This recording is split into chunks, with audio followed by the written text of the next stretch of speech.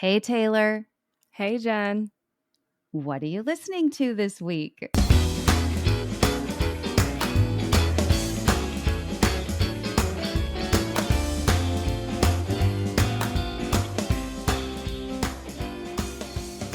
Welcome to Season 5 of What Are You Listening To?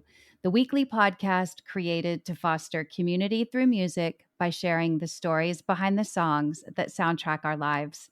Some of the songs are old, some new, all good. I'm Jenn Tully, and this week is an Artist Spotlight episode. For this special episode, I'm joined once again by listener favorite Taylor Ravenna. Taylor is a singer-songwriter based in Austin, Texas. She's currently working on her third album, and today she's going to take us inside her influences and the stories and experience that help shape this new work. Join us as we take a deep dive into her creative process. On today's episode, we'll discuss 4 songs that had an impact on Taylor and her songwriting and give you a preview of Taylor's new single, Sad Sex and Cigarettes. Which songs do you think we're going to discuss? Tune into our conversation to find out.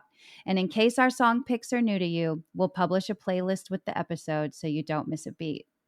Taylor, I'm so excited to have you back on the show. This is our first Artist Spotlight episode of the season, so let's get right into it. I am very anxious to learn what you're listening to this week and how these songs helped guide and inform your new song. Hey, Jenn. Thank you so much for having me again. I'm so excited to be on your show. It's always my favorite. The Thank first you. I love the hearing that. And then you're a good. fan favorite. So we're winning on both sides then. That makes me happy. That makes me so happy. And it's even more exciting because this is the first song, Sad Sex and Cigarettes, that I've ever produced fully by myself. So I'm very proud right now. I love this. But the first song that was a really big inspiration to me is called Daddy Issues by The Neighbourhood. Which everyone who's listened to this show lately knows that I am in love with this band. I cannot get enough of The Neighbourhood. We featured Sweater Weather on last week's fall playlist. And so Devil's Advocate's been featured on the show. This I love. And this song is from their Wiped Out album from 2015, which again, like I go back and I think like, oh, Chip Chrome and the Monotones is my favorite album, but then I'll go back and listen to Wiped Out and I'm like, oh, but this one has so many good songs too. Like I have to know, was the band as a whole kind of influencing you during this period? Was it this song in particular? Because sometimes I'll do that. Like there's an artist that I love, but I don't want to listen to the whole catalog. I just want to go to like one song over and over again. Tell me a little bit about this. Was it really like Daddy Issues was what was speaking to you, or was it sort of like The Neighbourhood as a whole? I would say The Neighbourhood as a whole in general, I've always loved, but specifically, yes, Daddy Issues. This was one song that I just could not get out of my head. And it was something that I just kept going back to over and over and over and over again. And I just felt like it spoke to me so deeply. And I just absolutely love the down tempo, the alt indie kind of feel to it, but it's also very sexy. And that was kind of the element that I wanted to bring into my song, Sad Sex and Cigarettes. And I feel like The Neighbourhood does a really, really good job at creating that sexy, dark kind of mood. And this song, I have daddy issues, so I was like, they wrote this for me. Don't we all, girl? Yes. Don't we all? Absolutely. Well, and I love too. I think you sort of nailed it too. Like I love their writing style, especially for being so young. Like I always go back to that. You yourself are a young artist that I think writes well beyond their years, and I think that this band is one of those. When you go back and think these guys were like, Jesse Rutherford, I think was 21 when he co-wrote Sweater Weather, maybe even younger. That's when it was released, so certainly younger. I mean, that's like these are some deep thoughts to be coming to folks so young. young. And that's what I've thought since the very first time I heard you. I'm like, I love that this girl has something to say because you're so young, yet you put together these songs that make me think about things on a really deep level. And I think that it was not a surprise to me that this was an influence, because I find that to be true about most of the Neighborhood songs, but this one in particular. Was lyrically, did you feel inspired by the way they write also? Absolutely. I feel like everything that they write is really gorgeous. And I feel like it speaks to girls who might have like a damaged past. And it speaks to Hmm. just not even just girls, but people who have a little bit of a damaged past and things that they've had to overcome, whether it's heartbreak or just normal life things. I just feel like they have a way of poetically communicating that and creating such imagery and such a feeling around the song, and it just makes it so much easier and cooler to digest because I'm like, oh, like I've been through this, I feel this. And so it's really special when I can find an artist that makes me feel those things. And I feel like Daddy Issues does that, but I do feel like the whole Wiped Out album does that for me specifically. Yeah. Another thing, especially like for this song in particular and Sad Sex and Cigarettes, I also felt like, and I don't know if this will make sense or not, but it also that both songs to me feel like they're sympathetic towards the story that they're telling, right? Like it feels like nobody's judging, nobody's trying to be mean. They're just like really sympathetic about, this person that has daddy issues, or this Hmm. person, that is involved in a relationship that's causing them to make choices that may or may not be the best. Do you know what I mean? Like, Hmm. I love Hmm. that too. I love that it comes across as a sympathetic point of view, not a Hmm. judgy one, or a one that's meant to reprimand, or something that's sort of telling you how to live. It's really sort of like, do you? This Hmm. is what happened. I hear you. I see you. And I love that about it too. Did you pick up any of that, or was that part of the influence, maybe even subconsciously at all, or not Yeah. really? Absolutely. I do think so because at least right now I've been writing from such a place of being in love and being in such a beautiful love story right now. So looking back at my past and these situations that I was in, I look at that girl and I understand like why she made those decisions and why she may have stayed in something that wasn't good for her for too long because she wasn't ready to actually move on and get sober or make better choices to better her life. So definitely there is writing from a sense of love and sympathy and just empathy for this specific point in my life and this specific situation.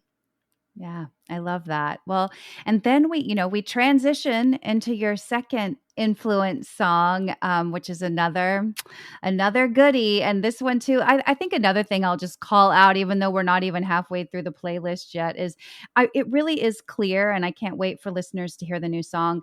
I can hear all four of these songs influencing your latest track. Like I Yay. really can. Sometimes people will send me influences, and I'm like, really? This doesn't make any sense at all. Or like, I really am anxious to know, like, how was this your influence? But it's amazing to me that all four of these songs, as different as they are, I hear where they come in and out listening to your new song. So Thank you. I'm anxious to talk about this one, especially from that standpoint. So tell me about your second influencer song. Yes, my second influence will be Cherry by Lana Del Rey. Lana Del Rey, in my eyes, is an absolute legend. She does timeless, vintage, classic sound that's just so gorgeous, but has a modern twist to it. And this song in particular is very dark. The bass lines in it are very dark Yes. and it's sexy again. And that's the tone that I feel like I carry throughout all of my music. There is some sort of sexiness element to it, which is just me, and that's just what I love. And I feel like every woman and every person should love that part about themselves too. But specifically the vocals in this song with the baby voice, when I say um to my body, like when I sing that in Yep. my song, I say it in such a baby voice and layer it, and that was kind of pulled from Lana Del Rey's voice in this song Cherry.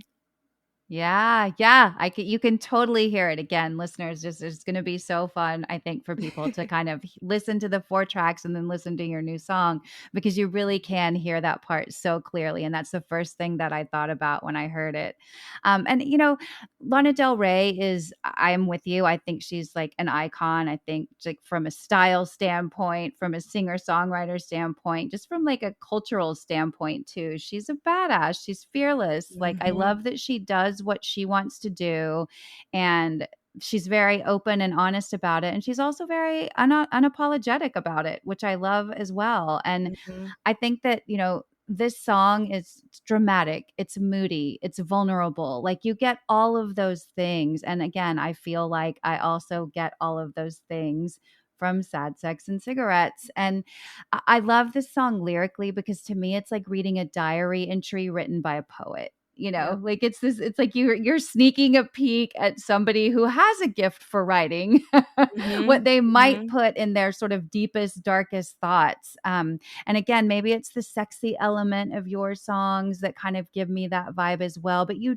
feel like you're sort of having an intimate relationship with the Mhm. song or the singer, with both the Lana Del Rey song "Cherry," which is from her "Lust for Life" album from 2017, and from all of your work, honestly, but especially this new song. I really felt that. Yeah, I was very, very inspired by that, and I was like, "You know what? Like, if I can pull this and make it cool, I feel like it'll work." And then it ended up working, and I was like, "Yes."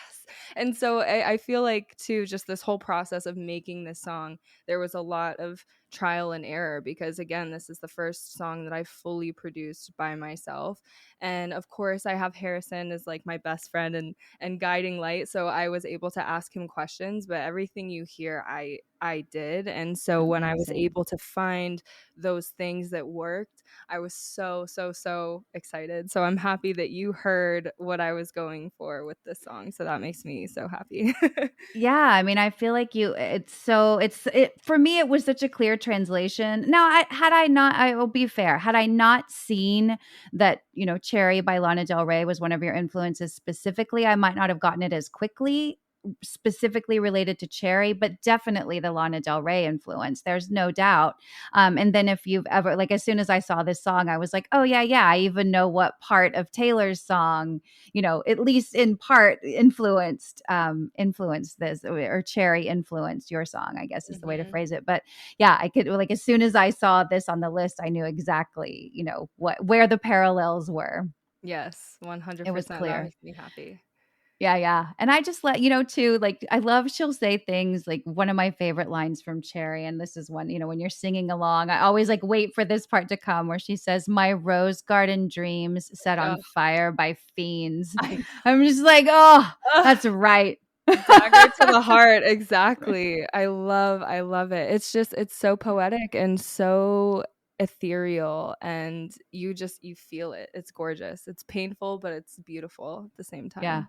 Well, and then I like immediately conjure her too, in one of her vintage dresses with her big hair or whatever style she's rocking in a given moment. Like she's just so cool. I can't say enough cool things about I Lana Del love Rey. her. I love Love, her. me too. Speaking of cool artists that I love, we have to get into your third track because this is another artist that like I'm dying to talk more about. These last two, I'm like, they've gotten big. They definitely are huge on the indie scene, but I feel like both of your last two influence artists are just set to only go up from here. Like so good. So tell me about this third track. I can't wait to talk about this one. Yes, my third track, it's Superstar Shit by Dominic Fike, who is amazing. If you don't know who he is, please listen to him. If you haven't seen him live, go see one of his concerts because he has so much energy and it was just so good. But this song, I feel like kind of influenced me a little bit differently because, of course, I love his sound. I love the alternative vibe. But this was kind of like a reminder to me of it's okay, like the aftermath of coming out of whatever the situation is, it's going to be okay. And not to allow it to just completely shatter you. So this was a song that I really turned to for healing. Hmm. And he's inspired so many different things, but also the way that he kind of hit his high notes and this specific song I really enjoyed, and so I wanted to take little pieces from that. But I think this is the one that's not as most obvious as the other ones that I chose that are influential to this song. Yeah, it's true. Like this one, like from a mood standpoint or a vibe standpoint, this one is definitely different than the others. And I still feel like some of the playfulness or some of the like hard to define genre. Like I feel like you can't put your music in one box necessarily. And I feel that about Dominic Fike too. You know, like you listen to, and I, again, an artist that I love. I was so bummed I did not get to see him when he was in Austin. But you know, there like I think of a great song like "Photo ID" that he does with Remy Mhm. Wolf. I think of "Mona Lisa" and then "Mrs." and Yep. "Baby Doll." Yep. "Hey Blondie" from the Barbie soundtrack, which is Yep. like, you know, kind of out of left field. Ant Pile, like so many. Like Mhm. I, again, another artist that I love to talk about. He's one of those artists that when somebody knows who Dominic Fike is, I'm like, oh, come here, come here, come Yes, here, let's yes. chat. Mhm, mhm. Because I think that he's so versatile. You know, like you can listen to a "This is Dominic Fike" playlist on Spotify and never get bored because it changes up so much. Yep. And so I love that too, that he's an artist that's not afraid to really go into different genres. Like sometimes he Mhm. sounds really R&B, sometimes he sounds really poppy, sometimes he sounds really alternative. Yep. Sometimes it's like a crazy like mix of, you know, almost like a Childish Gambino meets like Mhm. Steve Lacy. Do you know what I mean? Like Yes, it's like a yes. weird merge. Like I just think he's so creative and so cool. So I was really excited to like learn a little bit more about. I'm like, I wonder if it's just this song or if she loves like Dominic Fike as an artist on the whole, Oh, because yeah. I just think that he's like, you know, so got so much more to say. This is an artist that I just can't wait to get more material from because I've listened to everything that's out there so much that I'm like, new stuff, new stuff. Yes, yes. Like, literally everything that he's done, I am obsessed with. Even the first real, like, big album, What Could Possibly Go Wrong, every Yeah. single song on there is a banger. Like, Come Here, the opening song, like that sets the tone for everything. And yeah, the whole Sunburn album I was obsessed with too. Everything. Yeah. It's just so good. And I love that you say that he's not afraid to kind of mold into other genres and like dip his toes in, because I feel like as an artist, that's what we're meant to do. Like we're supposed to Mhm. be versatile. I feel like we're not necessarily supposed to stay in one genre. Like we should be collaborating. We should like pull elements from different genres and different styles of music and make it your own. And I feel like he does a really, really good job of doing that. And I look up to him so much, and I would love to work with him one day. That would be so iconic. Well, I would love to attend that show. So when Yes. you two work together, a first invite, please send my way. 100%. 100%. Well, and I like to like this song is short and sweet. It's like Hmm. 2 minutes of magic. It's like a compact little nugget of a song. And then you get these great lines like how amazing is like I wonder if this is one that resonates because when I know this song and so I know this line, but this is the one I kept coming back to as I was listening to Sad Sex and Cigarettes. It wouldn't break your back to stand beside me. Hmm. Like so Hmm. simple, right? Like Exactly. such an easy thing to do, especially for people that claim to be your friend or your partner Hmm. or Hmm. whatever, you Hmm. know, like, "It Hmm. wouldn't break your back to stand beside me." It's an easy thing. Exactly. Like, that one kept coming into my mind, and then again, like I said, it's just this, like, very compact nugget of a song. He's not being self-indulgent. He's not Mm-mm. trying to make the listener go down this really big, long path. He's like, "Here, I can give you everything you need in 2 minutes and 7 seconds, and I feel fully satisfied. I feel like I had a Mhm. full meal and am ready to come back for more, you know? Yep, Like, exactly. it's so good, and so that's kind of where I was seeing the influences. I was like, "Oh, yeah, like, definitely tonally, it's different, Mhm. vocally, it's different, but it still made sense to me that this was an influence on what you're doing now." Yeah, the message was definitely there, and that is the line that stands out the most to me because my song, it's talking about, like, I was ready to give you everything. You didn't want it. And so I'm kind of moving on. And now you want me back because you see that I'm doing amazing. You just want me for my body. You want to objectify me. And like, I'm good. It wouldn't have broken your back to stand beside me then. You didn't want me then, so I'm good. And so yeah, Yeah. that was the message. The message was what was influential in Sad Sex and Cigarettes. Yeah. Well, I feel like you just set us up perfectly for your fourth song here, which again is another artist that I'm so excited about that I just find so fascinating every time I read an article or an interview. Like I just want more and more from this artist. So tell me about your fourth pick. Yes, my fourth and final pick, I know it was hard to pick all four, is Gibson Girl by Ethel Cain. And Ethel Cain is another artist that I'm extremely obsessed with. She is so good. I've seen her live as well, and it's very, very spiritual. It is a transcending experience because she's just so magical on stage. And this song, again, has that really dark, down tempo element, and she's being straight up with like the first line, you want to fuck me right now. And it's Yep. like, I'm like, yes, like that is how I feel. And it's almost like she is putting on because she knows what that person wants, but she doesn't necessarily want to do it. And the way that she just talks about it and sets the mood and sets the tone, everything about that song is 10 out of 10 chef's kiss.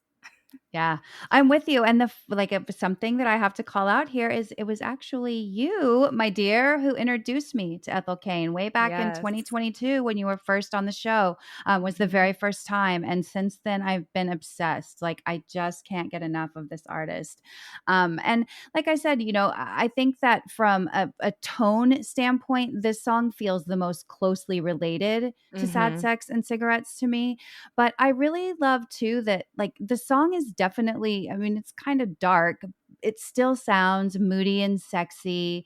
And I was Mhm. thinking I was in for like, a sexy time love song. And then you get into the lyrics and you're like, oh, this Mhm. is definitely not light and lovey dovey. And yet still powerful, sexy, impactful. Like I Mhm. like hearing too that this sort of like dark, divine, feminine is something that you're seeking to put out there so that others will hopefully glom onto it and embrace that. I see that so much with, younger artists that I'm talking to and just, like younger friends that I have. And I'm so happy. Like, as a woman who had to live through some crazy shit, I'm really happy to Yes. see that young artists are like not afraid to embrace that part of themselves. They're letting it give them power and not letting it, Mhm. not letting others sort of lord that over them. It's really taking ownership of your Yes. divine feminine and your sexuality and all of those things. And that's what I loved about this song. And the fact that it came from Ethel Cain, Mhm. I just think it makes it that much more powerful. I think harnessing that energy and putting it out into the world, however you obtained it or however you became brave enough to accept that part of yourself, is Mhm. so empowering for anybody who will open their eyes and look at it, whether you're 50, whether you're 20, whether you're 15. Like I think that there was a long period of time where that was, as women, we were really told to clamp that down as a Mhm. means of being controlled. And I'm so Yep. happy to see that women are just saying like, yeah, no more, we're not doing it. Mhm. Mhm. Exactly, exactly, and that's really what I feel like I stand for in general, is just knowing yourself and loving yourself, even the darkest pieces of yourself, because it is what makes you you at the end of the day. And if you can learn to accept and love those pieces of yourself, that's going to help you be more open when it comes to everybody else and less judgmental. And I just want everybody to feel the confidence that I've had to learn to feel. And so if I can help somebody feel that, like through my music or through this podcast or through a message, whatever it is, then I've done my job, because everybody deserves to love themselves and live their truth and embrace that their sexuality and embrace who they are to their core. And so that's what's really important for me. And I love that Ethel Cain also does that, and just like knowing your worth, knowing your value, and just saying fuck it and embracing it. And I love that. Yeah. And I have to just like, this is a silly little thing to call out after we've been kind of deep, but I love the electric guitar solo that we Oh, get in the middle of this song too. It's like yeah. the 80s hair band gal in me that like can't get enough. It's But as soon as so that part hits, sexy. it's so Yeah. good, right? Yes. I there is just something about electric guitar in general, that is the one instrument that you can truly feel every emotion from, in my opinion. Yeah. Like, when someone says, "Make the guitar cry," like, that a guitar really can cry. It really Yeah. can make you feel so much, and I love it. I love it as much as you do. Electric guitar is my favorite. It's so good. It's so and just the way it's used in the song and the point of the song when it comes in, I just again, it's brilliant. And if you're not familiar with Ethel Cain, listeners, please get out there and that the Preacher's Daughter album, which is Mhm. the album that this song is on, is really just so good. It's a great like primer on Ethel Cain, and I think you won't be disappointed once you take a listen. Well, now that we've covered your influences, I want to sort of wrap up the show talking about your new song and the new material that you're working on. So tell me, we've talked a lot about Sad Sex and Cigarettes. Again, listeners, I will attach it to the playlist so that you can hear it as well. But tell me what your plan is. Are you planning to release a full album? Are we going to get an EP? Will it be a string of singles? Like, tell us what we can expect and what will be coming after Sad Sex and Cigarette, if you can. Yeah. So after Sad Sex and Cigarettes, there is going to be a stream of singles. I have a single called Easy, and that's about my really abusive relationship. And then I have another song called Don't Let Me Out, and that's kind of about falling in love. I have so many other songs in this little folder that are ready to go. And eventually that will turn into my third album. And I want that to be my longest piece of work, but the one that's most intentional. Because again, this will all come from me, my production, my mixing, my everything. Harrison will master, but I'm doing everything Amazing. else. Um, and so it'll be the string of singles strategically released, so it's going to tell a story, and then it'll be all packaged, and that will probably come in 2025. I don't want to say the end of 2024. I feel like that's too much pressure, and I want to be able to have a solid flow before I release it. So 2025, the full album will be there, and that is a working title as well. All right. Well, then we will definitely keep listeners posted. I'm super glad to hear that that Harrison's still around and able to help master the entire album. You know that I think he's brilliant, and I love the work that the two of you do together. So I'm Yes. so happy to hear that, and I'm really happy to hear that this is you. This one's all you, girl. This is like you're putting yourself out there in a really major way. And so I would love it if this is the one that kind of blows you up and explodes everything. Me too. That would mean so much to me because I've really been working so hard, and it would just feel like everything was worth it. Like, all of it was worth it. But that will fall on me, and being consistent and posting and releasing, and so there's so much that needs to get done, but I'm very excited for the future. So, Well, so are we. And like I said, listeners will definitely keep you posted as we get more news or as we get new singles that are dropping. We'll make sure that we help push those out as well. But Taylor, thank you so much for giving us insight into your process. I love getting behind the scenes and learning how different artists create. It's always so fascinating to me.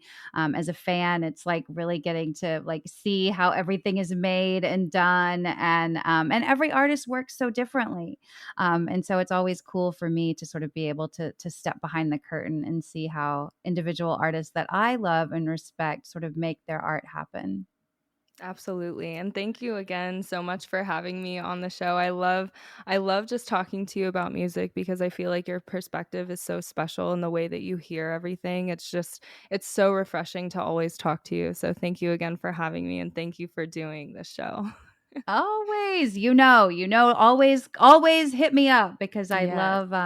I love watching you grow as an artist and I love the new material that I've heard so far. So keep it Thank you. coming. I will.